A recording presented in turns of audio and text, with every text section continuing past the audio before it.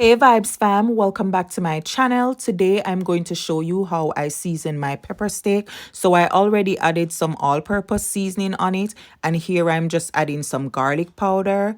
Next I'm going in with some ground ginger. Yes, ground ginger. So listen, for all of these, I guess you can use the fresh seasoning, right? Next I'm going in with some ground pimento. You can mash up your pimento if you want. Next I'm going in with some onion powder, right? Next, some chili flakes. Of course, you can substitute that for some Scotch bonnet pepper. I didn't have any Scotch bonnet pepper, so I have to take my hand and make some fashion. So next, I'm going in with some dried thyme. Of course, you can use fresh thyme if you want, but the dry herb really help to make the the steak moist.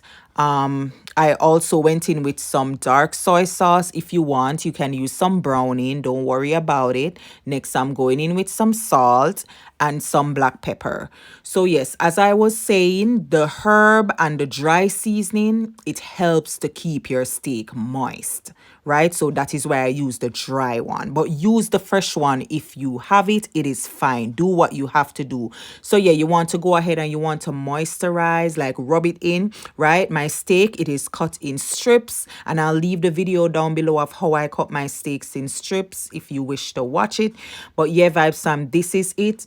For something like this, I always season at least the day before. I need 24 hours for that seasoning to go all up in that joint. But thank you so much for watching and for hanging out with me. Don't forget to click the thumbs up button, subscribe and share. Thank you so much. God bless you.